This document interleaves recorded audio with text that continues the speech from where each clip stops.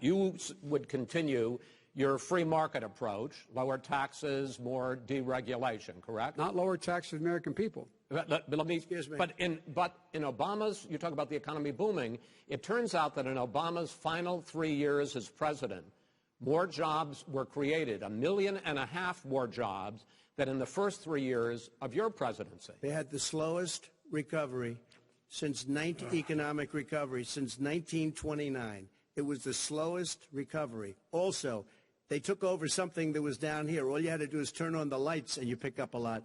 But they had the slowest economic recovery since 1929. Let me tell you about the stock market. When the stock market goes up, that means jobs. It also means 401ks. If you got in, if you ever became president with your ideas, you want to terminate my taxes, I'll tell you what, you'll lose half of the companies that have poured in here will leave, and plenty of companies that are already here, they'll leave for other places.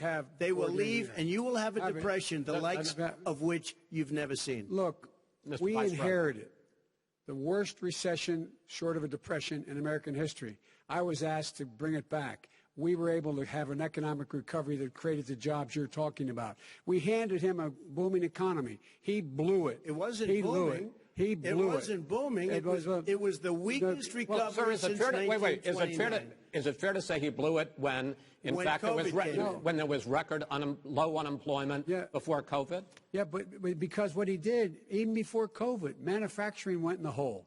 Manufacturing went in the hole. Excuse number me, one. Chris. Wait. Number two. Chris. Number three. They said it would take. No, you're on number two. No. Chris. They said it would take a miracle to bring back manufacturing. I brought back 700,000 jobs. They brought back nothing. They gave up on manufacturing. Part of my standard fare. I'm the guy that brought back the automobile industry. All right, let him. We brought back. I was asked to bring back Chrysler and General Motors. We brought them back right here in the state of Ohio and Michigan. He blew it. They're gone. He blew it. And in fact, they're going. Ohio had the best year it's ever had last year. Michigan had the best year they've ever had. That is not Many true. Car companies came in from Germany, from Japan, went to Michigan, went to Ohio. They're not having. And they didn't come in with you. Mr. Vice President, go ahead. And so you take a look at what he's actually done.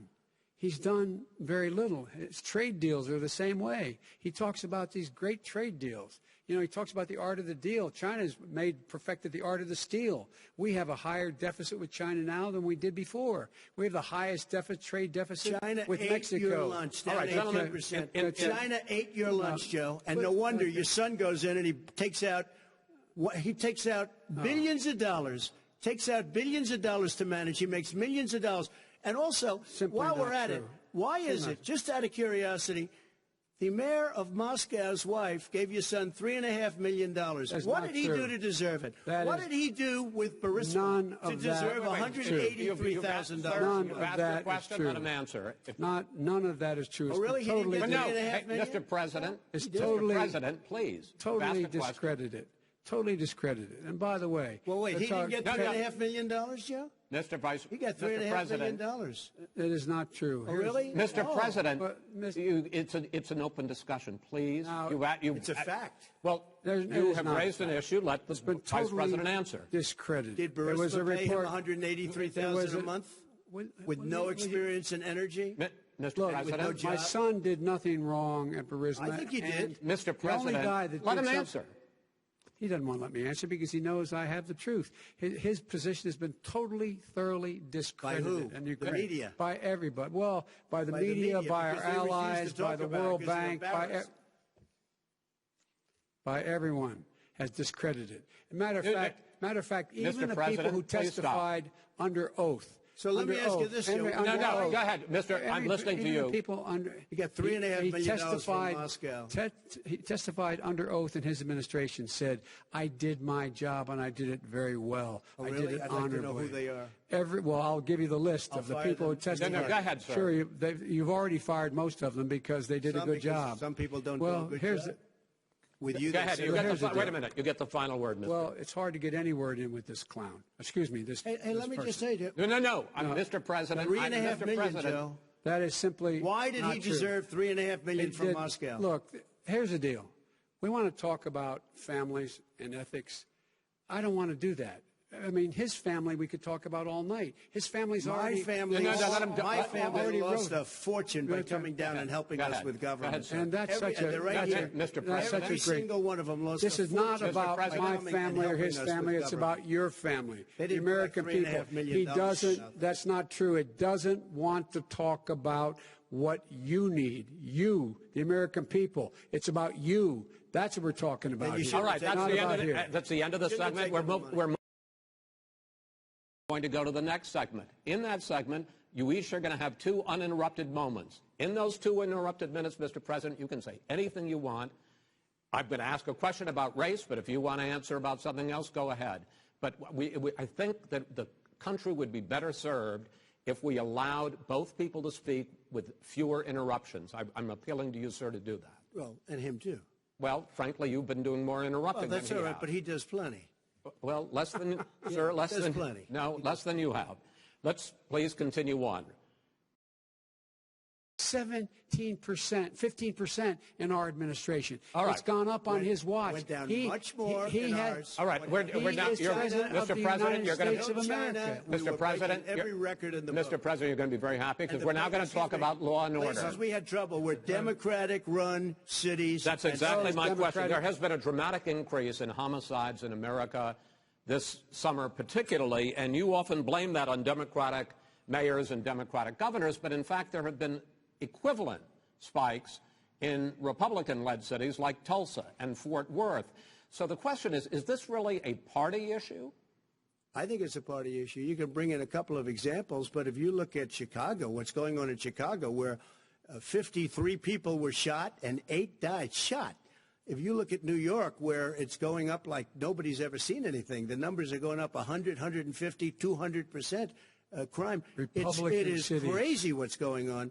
And he doesn't want to say law and order because he can't, because he'll lose his radical left supporters. And once he does that, it's over with. But if he ever got to run this country and they ran it the way he would want to run it, we would have our suburbs would be gone. By the way, our suburbs would be gone, and you would see problems like you've He never would seen. know a suburb unless he took a wrong turn. Oh, I know suburbs. He would not. So much I was better. raised. Go ahead. Wait a minute. I was So much raised in the suburbs. This is not 1950. All these dog whistles and racism don't work anymore. Suburbs are by and large integrated. There's many people today driving their kids to soccer practice and/or to black and white and Hispanic in the same car as there have been any time in the past. What really is a threat to the suburbs and their safety is his failure to deal with COVID. They're dying in the suburbs. His failure to deal with the environment. They're being flooded. They're being burned out because his refusal to do anything. That's why the suburbs are in trouble. I do want to talk about this issue of law and order, though. And in the joint recommendation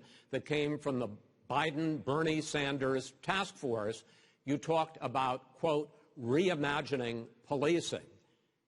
First of all, what does reimagining policing mean, and do you support? It means let me, if I might finish the question. What does reimagining policing mean, and do you support the Black Lives Matter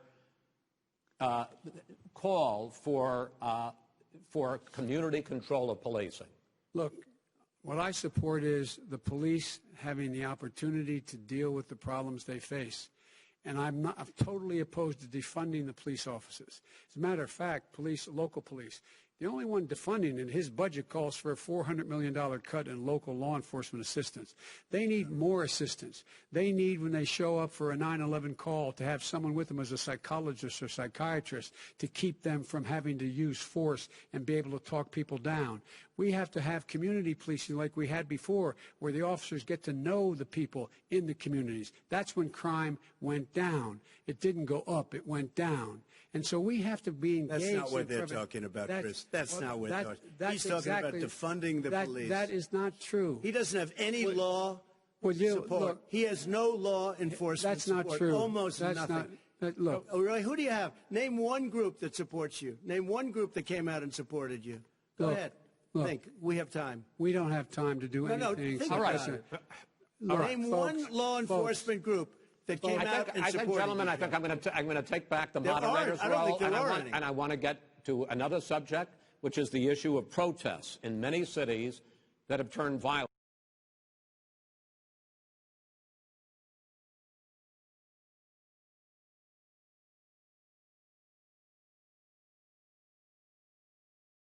Have you ever called the Democratic mayor of Portland or the Democratic governor of Oregon and said, hey, you got to stop this, bring in the National Guard, do whatever it takes, but you stop the days and months of violence in Portland?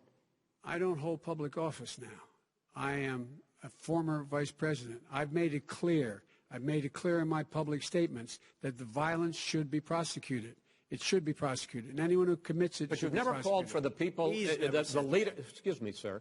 You have never called for the leaders in Portland and in Oregon to call and bring in the National Guard and knock off 100 days of riots. They can, in fact, take care of it if he just stay out of the way. Look here. Oh, really? Really? Here's the thing. I sent in the U.S. Marshals to get the killer of the young man in the middle of the street. They shot him, and for 3 days, President Trump, Portland wouldn't do anything. I had to send in the U.S. Marshals. They took care of business. Go ahead, sir. And by the way, his own former spokesperson said, riots and chaos and violence help his cause. That's what this is all about. I don't know who said that. I do. Who? I think Kellyanne Conway. I don't think she said that. She said that. And so here's the all right. But here's the point.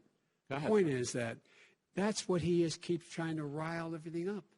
He doesn't want to calm things down. Instead of going in and talking to people and saying, let's get everybody together, figure out how to deal with this. What's he do? He just pours gasoline in the fire constantly, and every single solitary time. Okay, and to end this, button up this segment, I'm going to give you a minute to answer, sir. You have repeatedly criticized. I have to answer his statement. You have his repeatedly. Wait, you have no, you've been talking back and forth. He made a statement. I'm asking you. I would love to end it. Sir. I would love to end it. If you want to switch seats, we could very quickly. We can do that, but I'm send in the National Guard. It would be over. There'd be no problem. Okay, but they don't want to accept the National Guard. You have repeatedly criticized the vice president for not specifically calling out Antifa and other left-wing extremist groups.